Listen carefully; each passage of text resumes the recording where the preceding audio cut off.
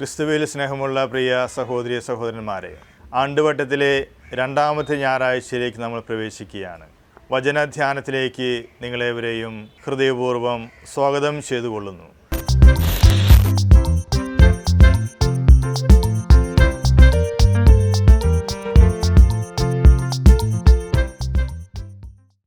ഇന്നത്തെ സുവിശേഷ ഭാഗത്ത് യേശുനാഥൻ കടന്നു പോകുമ്പോൾ യോഹന്നാൻ തൻ്റെ 2 ശിഷ്യന്മാരെ യേശുവിനെ ചൂണ്ടിക്കൊണ്ട് ഇപ്രകാരം പറയുന്നു, ഇതാ ദൈവത്തിൻ്റെ കുഞ്ഞാട് എന്ന്. അപ്പോൾ ആ 2 ശിഷ്യന്മാർ യേശുവിൻ്റെ പിന്നാലെ ചെല്ലുകയാണ്. അവർ വരുന്നത് കാണുമ്പോൾ യേശു അവരോട് ചോദിക്കുന്നു, നിങ്ങൾ എന്തന്വേഷിക്കുന്നു? ഗുരു, അങ്ങ് എവിടെ വസിക്കുന്നു എന്നവർ തിരിച്ചു ചോദിക്കുന്നു. വന്നു കാണുവിൻ. ഇപ്രകാരം അവർ യേശുവിനോടുകൂടെ താമസിക്കുന്നു. പിറ്റേ ദിവസം അതിൽ ഒരുവനായ അന്ത്രയോസ് തൻ്റെ സഹോദരനായ പത്രോസിനെ കാണുമ്പോൾ ഞങ്ങൾ മിശിഹായെ കണ്ടു എന്ന് പറയുന്നു. പിന്നീട് പത്രോസിനെ യേശുവിൻ്റെ പക്കലേക്ക് കൂട്ടിക്കൊണ്ടുവരുന്നു. ഈ ഒരു സുവിശേഷ ഭാഗം നമ്മൾ ഒരു വർഷത്തെ ആരാധനക്രമത്തിലേക്ക് പ്രവേശിക്കുമ്പോൾ വളരെ പ്രാധാന്യമുള്ള ഒരു സുവിശേഷ ഭാഗമായിട്ടാണ് നമുക്ക് കാണാൻ സാധിക്കുക. ഒരു ആരാധനക്രമത്തിലൂടെ തിരുസഭ നമ്മളെ പഠിപ്പിക്കുന്നത് യേശുവിനെ കണ്ടുമുട്ടാനുള്ള വിവിധ മാർഗങ്ങളാണ്. ആരാധനക്രമത്തിലൂടെ നമ്മൾ കടന്നു പോകുമ്പോൾ യേശുവിനെ രക്ഷകനും ദൈവവുമായിട്ട് നമ്മുടെ ജീവിതത്തിൽ നമ്മൾക്ക് കണ്ടെത്താൻ സാധിക്കണം. ഇന്നത്തെ സുവിശേഷ ഭാഗത്തിലൂടെ 4 പ്രധാനപ്പെട്ട കാര്യങ്ങളാണ് നമ്മൾ ചിന്തിക്കുന്നത്.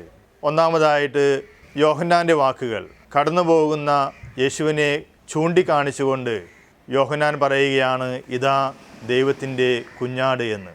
നമ്മുടെ ജീവിതം രക്ഷകനിലേക്കുള്ള ഒരു ചൂണ്ടുപലകയായിട്ട് മാറ്റുവാൻ നമുക്ക് സാധിക്കണം. മറ്റുള്ളവരെ രക്ഷകനിലേക്ക് നയിക്കുവാനുള്ള വെളിച്ചമായി നമ്മുടെ ജീവിതത്തെ പ്രകാശിപ്പിക്കുവാൻ നമ്മൾക്ക് സാധിക്കണം. ഇവിടെ നമ്മൾ കാണുന്ന യോഹന്നാൻ്റെ ചിത്രം വലിയ പ്രഭാഷണത്തിൻ്റെയോ പ്രവർത്തനങ്ങളുടെയോ അല്ല, മറിച്ച് നിശബ്ദമായിട്ട് കർത്താവിനെ ചൂണ്ടിക്കാണിക്കുന്ന വ്യക്തിയായിട്ടാണ് യോഹന്നാൻ ഇവിടെ അവതരിക്കുന്നത്. ഇപ്രകാരം നമ്മൾ സ്വയം പ്രകാശിതരായി കർത്താവിനെ ചൂണ്ടിക്കാണിക്കുന്ന വ്യക്തികളായിട്ട് തീരാൻ നമുക്ക് സാധിക്കണം. അത്താഴം കഴിഞ്ഞ് തൻ്റെ ഭവനത്തിലേക്ക് മടങ്ങിപ്പോകുന്ന അന്ധനായ അതിഥിക്ക് ഒരു വിളക്ക് കൊടുത്തുകൊണ്ട് ആതിഥേയം പറയുകയാണ്, പുറത്ത് കൂരിരുട്ടാണ്, ഈ വിളക്ക് കയ്യിൽ പിടിക്കുക. അപ്പോൾ അയാൾ മറുപടി പറയുന്നുണ്ട്, എനിക്കെന്തിനാണ് വിളക്ക്? എനിക്ക് വെളിച്ചവും ഇരുളും ഒരുപോലെയല്ലേ? ശരിയാണ്, താങ്കൾക്ക് വെളിച്ചവും ഇരുളും ഒരുപോലെ സ്വാധീനമുള്ളതാണ്. എന്നാൽ മറ്റുള്ളവർക്ക് അങ്ങനെയല്ലല്ലോ. ഈ വിളക്ക് കയ്യിലെടുക്കുക, മറ്റുള്ളവർക്ക് അത് ഉപകരിക്കും എന്ന് അയാൾ മറുപടി പറഞ്ഞു. അങ്ങനെയാകട്ടെ എന്ന് പറഞ്ഞുകൊണ്ട് വിളക്കുമെടുത്ത് ആന്ധൻ തൻ്റെ വീട്ടിലേക്ക് യാത്രയാവുകയാണ്. ഏതാനും നിമിഷങ്ങൾ കഴിഞ്ഞപ്പോൾ തന്നെ ഒരു വഴിപോക്കൻ അയാളുടെ ദേഹത്ത് വന്ന് കയറി. സാധാരണ രീതിയിൽ കോപിക്കാത്ത ആന്ധൻ കോപിച്ചുകൊണ്ട് ചോദിച്ചു, താങ്കൾ ഈ വിളക്ക് കാണുന്നില്ലേ? താങ്കളുടെ വിളക്ക് എപ്പോഴേ കെട്ടുപോയി സഹോദര എന്ന് പറഞ്ഞുകൊണ്ട് ആ അപരിചിതൻ. ഒരു അന്ധന് ഊന്നുവടിയോ ശ്രവണശക്തിയോ ആണ് വെളിച്ചം നൽകുക, വിളക്കല്ല. ഓരോരുത്തർക്കും അവരവരുടെ വിളക്ക്. വെളിച്ചമുള്ളവരുടെ ഉപായങ്ങൾ കാഴ്ചയില്ലാത്തവരെ കൂടുതൽ നിസ്സഹായരാക്കുകയാണ് ചെയ്യുക. നമ്മുടെ ജീവിതത്തിൽ നമ്മൾ നമ്മുടേതായ വിളക്കുകൾ കണ്ടെത്തണം. യേശുവിനെ ചൂണ്ടിക്കാണിക്കുക മാത്രമാണ് ഒരു വ്യക്തി ചെയ്യുക. അതിനുശേഷം അവൻ്റെ അന്വേഷണത്തിലേക്ക് അവൻ പ്രവേശിക്കണം. ഇപ്രകാരം ഇന്നത്തെ സുവിശേഷത്തിൻ്റെ ഭാഗത്ത് രണ്ടാമത്തെ ചിന്തയായിട്ട് നമ്മൾ കാണുക യേശുവിൻ്റെ ചോദ്യം തന്നെയാണ്. യേശുവിൻ്റെ അടുത്തേക്ക് വരുന്ന ആ 2 ശിഷ്യന്മാരോട് യേശു ചോദിക്കുകയാണ്, നിങ്ങൾ എന്ത് അന്വേഷിക്കുന്നുവെന്ന്. യഥാർത്ഥമായ ആത്മസാക്ഷാത്കാരം നമുക്കുണ്ടാവുക നമ്മൾ അന്വേഷിക്കുന്ന വ്യക്തികളായി തീരുമ്പോഴാണ്. ധൂർത്തപുത്രൻ്റെ ഉപമ ഇപ്രകാരമുള്ള ഒരു അന്വേഷണത്തിൻ്റെ ഭാഗമായിട്ടാണ് എന്ന വ്യത്യസ്തമായൊരു വായനയുണ്ട്. സർവസമ്പത്തും പരിഗണനയും സ്നേഹവും വാത്സല്യവുമുള്ള ധൂർത്തപുത്രൻ അതെല്ലാം ഉപേക്ഷിച്ചുകൊണ്ട് മറ്റെന്തോ തിരക്കി പുറപ്പെടുകയാണ്. പിന്നീട് അയാൾ തിരിച്ചു വരുന്നുണ്ട്. എന്നാൽ അയാൾക്ക് ഇരിക്കാൻ സാധിക്കുന്നില്ല. അയാൾക്ക് കിട്ടാത്തതെന്തോ തേടിപ്പോയ ആദം തന്നെയാണ് ആ ധൂർത്തപുത്രൻ. ഇത് മനുഷ്യൻ്റെ ഒരു സ്വഭാവമാണ്, അന്വേഷിച്ചു കൊണ്ടിരിക്കുക. ആത്മസാക്ഷാത്കാരം ലഭിക്കുന്നതുവരെ തുടർച്ചയായിട്ട് അന്വേഷിച്ചു കൊണ്ടിരിക്കുക. മിലൻ കുന്ദരി ഒരാളുടെ കഥ പറയുന്നുണ്ട്. അയാൾ ചെരുപ്പ് വാങ്ങി തിരിച്ച് വീട്ടിൽ വരുമ്പോൾ അതിൽ ഒരു ചെരുപ്പ് അല്പം നീണ്ടതാണ്. തിരിച്ച് അയാൾ കടയിൽ ചെല്ലുന്നുണ്ട്. എന്നാൽ ആ ചെരുപ്പ് കട വളരെ തിരക്കുള്ളൊരു കടയാണ്. അയാൾ അവിടെ അന്വേഷിക്കുമ്പോൾ മറ്റൊരാൾ ഈ ചെരുപ്പുമായി പോയി എന്ന് അറിയാൻ സാധിച്ചു. പിന്നീട് അയാൾക്ക് വേണ്ടിയുള്ള അന്വേഷണമാണ്. അയാളും ആ ധർമ്മസങ്കടത്തിൽ തന്നെയാണ്. ഏറെ കഴിഞ്ഞ് അവർ തമ്മിൽ കണ്ടുമുട്ടുമ്പോൾ അവർക്കുണ്ടാകുന്ന അത്ഭുതത്തിനെയാണ് കമ്മ്യൂണിക്കേഷൻ എന്ന് പറയുന്നത്. ആ ഒരു അനുഭവത്തെ മിലൻ കുന്ദരി ഇപ്രകാരമാണ് വിശേഷിപ്പിക്കുക: ഇയാളെയാണ് ഈ ജന്മം മുഴുവൻ ഞാൻ കാത്തിരുന്നത് എന്ന്. ഇപ്രകാരം നമ്മൾ യേശുവിനെ കണ്ടെത്തുവാനുള്ള ഒരു യാത്രയുടെ തുടക്കമാണ്. നിങ്ങൾ എന്ത് അന്വേഷിക്കുന്നു എന്ന യേശുവിൻ്റെ ചോദ്യം ഓരോ മനുഷ്യൻ്റെയും ഉള്ളിലുള്ള ത്വരയെയാണ് സൂചിപ്പിക്കുക. ചിലപ്പോൾ യേശുവിനെ കണ്ടുമുട്ടുവാനായിട്ട് പെട്ടെന്ന് സാധിക്കും. വയലിൽ നിധി കണ്ടെത്തുന്ന മനുഷ്യനെ പോലെ അയാൾ യാതൊരു നിശ്ചയവുമില്ലാതെ അവിടെ നടക്കുമ്പോഴാണ് അപ്രതീക്ഷിതമായിട്ട് നിധി കണ്ടെത്തുക. എന്നാൽ ഒരു രത്നവ്യാപാരി അനേകം വർഷങ്ങൾ അന്വേഷിച്ച് നടന്നതിന് ശേഷമാണ് ഒരു രത്നം കണ്ടെത്തുന്നത്. ഇപ്രകാരം തന്നെയാണ് യേശുവിനെ കണ്ടുമുട്ടുന്ന നമ്മുടെ ഓരോരുത്തരുടെയും അനുഭവം. പെട്ടെന്ന് അപ്രതീക്ഷിതമായ രീതിയിൽ യേശുനാഥൻ നമ്മുടെ ജീവിതത്തിലേക്ക് കടന്നു വരുന്നുണ്ട്.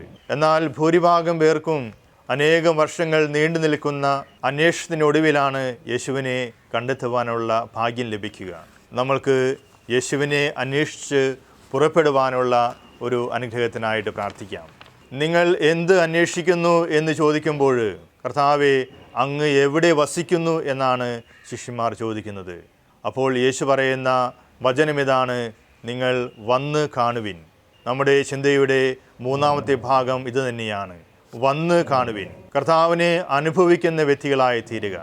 എപ്പോഴും ഒരു അനുഭവതലത്തിലേക്ക് കടന്നു വരുമ്പോൾ മാത്രമേ നമ്മുടെ വിശ്വാസത്തിന് ആഴമേറുകയുള്ളൂ. നമ്മൾ അനുഭവതലത്തിലേക്ക് കടന്നു വരുമ്പോൾ നമ്മുടെ ആത്മീയതയുടെ മഹാസാധ്യതകളെ തിരിച്ചറിയുവാനുള്ള വലിയ കൃപ നമുക്കുണ്ടാകും.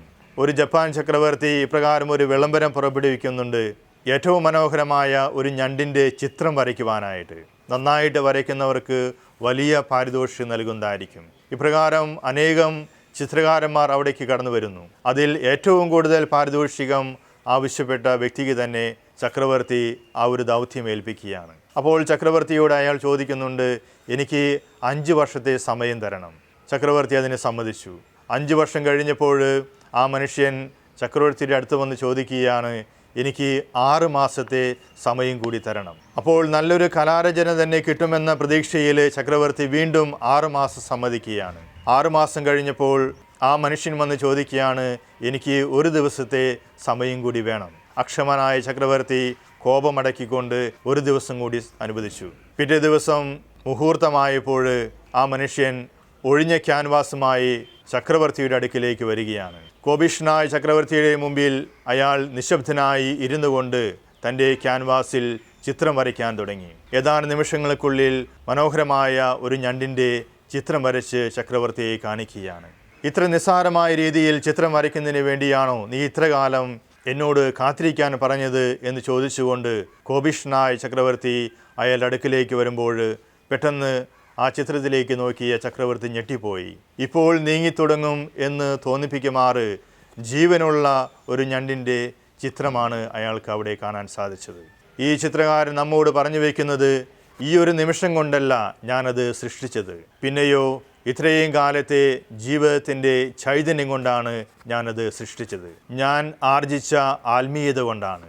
ക്രിസ്തുവുമായിട്ടുള്ള അനുഭവത്തിൽ ഇപ്രകാരമുള്ള ആത്മീയതയുടെ ഉന്നത തലങ്ങളിലേക്ക് ഉയരാൻ നമുക്ക് സാധിക്കട്ടെ.